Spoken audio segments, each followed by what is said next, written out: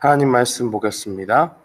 오늘 이 아침에 하나님께서 우리에게 주시는 말씀은 창세기 35장 9절로 15절까지의 말씀입니다. 구약성경 창세기 35장 9절로 15절까지의 말씀.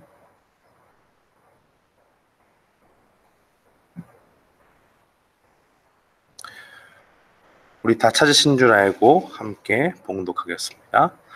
야곱이 밧단 아람에서 돌아오매 하나님이 다시 야곱에게 나타나사 그에게 복을 주시고 하나님이 그에게 이르시되 내 이름을 야곱이지만은 내 이름을 다시는 야곱이라 부르지 않겠고 이스라엘이 내 이름이 되리라 하시고 그가 그의 이름을 이스라엘이라 부르시고 하나님이 그에게 이르시되 나는 전능한 하나님이라 생육하며 번성하라 한 백성과 백성들의 총회가 내게서 나오고 왕들이 내 허리에서 나오리라.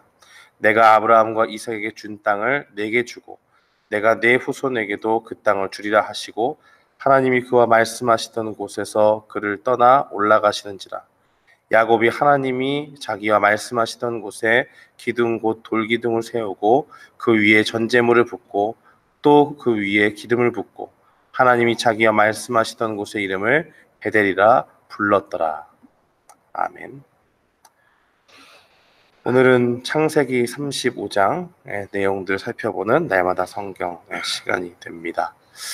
오늘 읽을 말씀을 우리가 조금 이해하려고 하면 그 전에 있었던 일들을 조금 살펴보는 일들이 필요한데요. 특별히 오늘 말씀은 야곱의 가정이 어떻게 하나님 앞에 은혜를 입어서 하나님이 말씀하신 그 약속의 땅으로 돌아올 수 있었는지에 대한 내용이 담겨져 있습니다. 우리가 잘 알듯이 야곱의 가족들은 하나님의 그 부르심을 받았던 그 가나안 땅으로 돌아와야 될 필요성을 분명히 하나님께로부터 받게 됩니다. 야곱이 그 라반과 그 사이가 좋지 않은 가운데서 하나님이 야곱에게 복을 주셔서 그의 재산을 불어나게 하시고 그 라반과의 갈등 가운데서 나타나 말씀하시기를 이제 가나안 땅으로 돌아올 시간이 되었으니 돌아오라라고 그렇게 말씀을 합니다.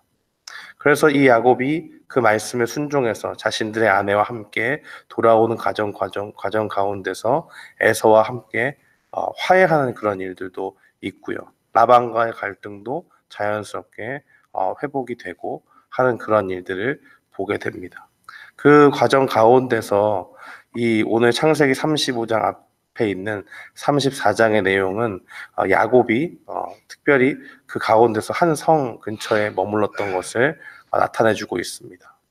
그 앞으로 조금 더 가서 창세기 33장 17절에 보면 야곱이 그 가나안 땅으로 오는 그 길 중에 어디에 머물게 되냐면 숫곳이라는 곳에 머물게 됩니다. 근데 참 이상하죠.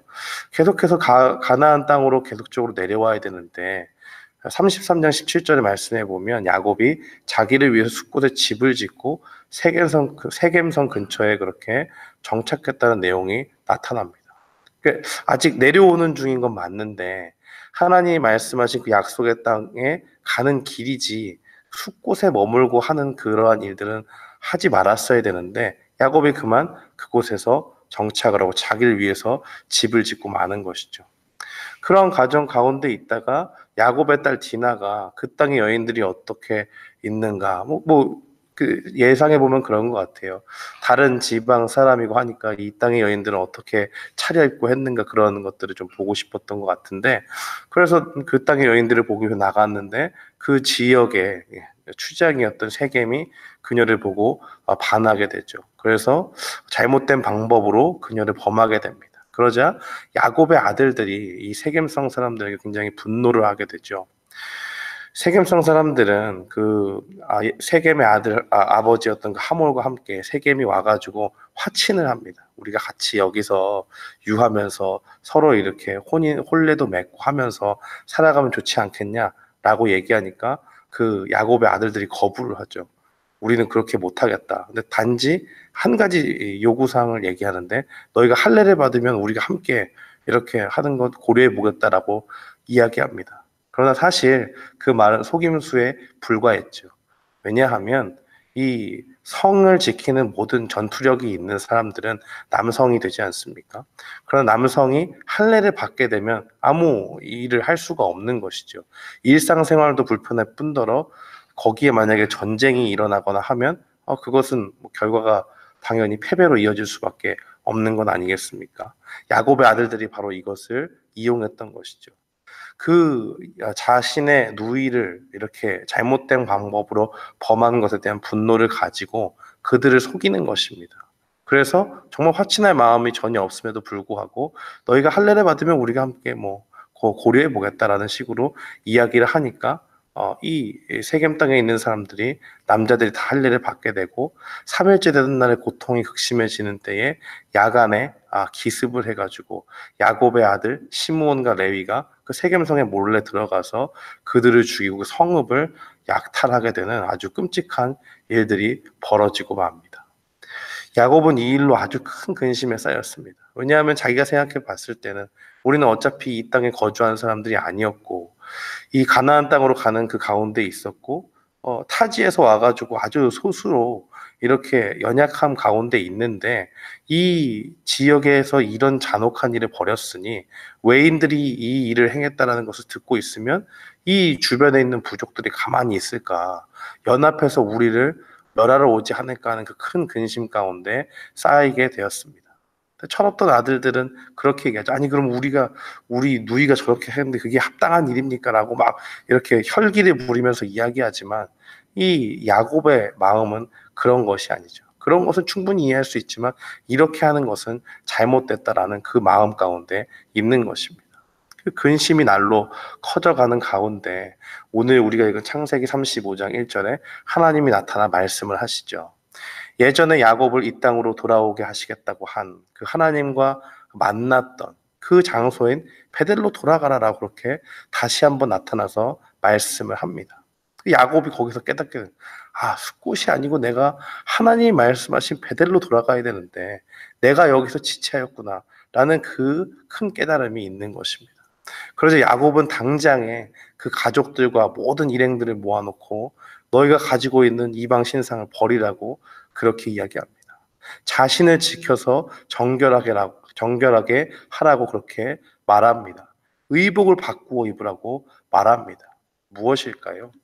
이전에 지금 숙고까지 내려오고 물리적으로 내려온 건 아니지만 영적인 준비가 되지 않았다는 것을 야곱이 깨닫게 되는 것입니다.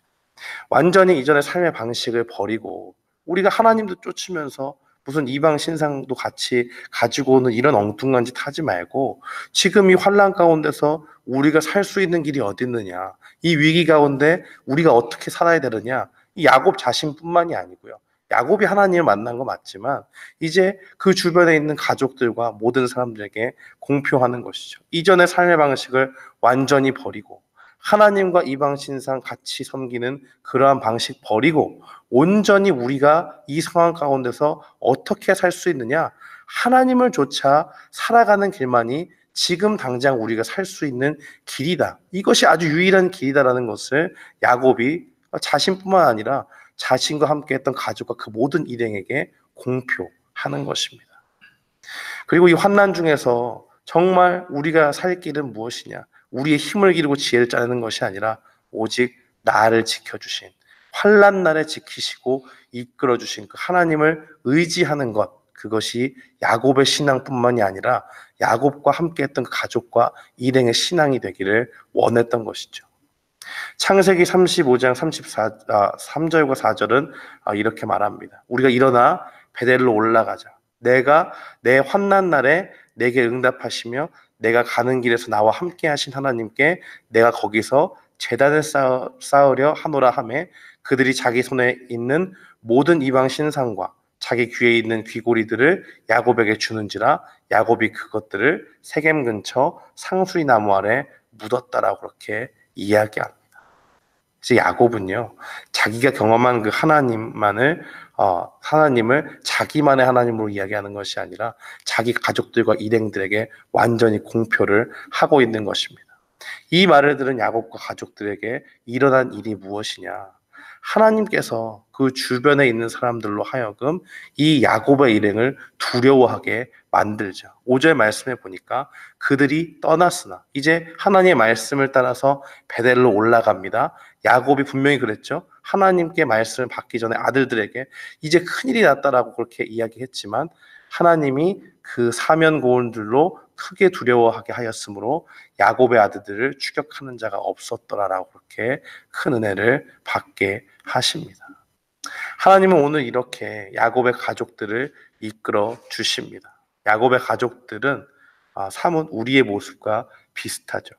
하나님을 섬긴다고 하면서 하나님의 말씀을 분명히 들었어요. 만난 기억이 있습니다. 그리고 그 말씀에 따라 살겠다고 쭉쭉쭉 나아가는데 영적인 준비가 안 된 미숙한 모습도 보이는 것이죠.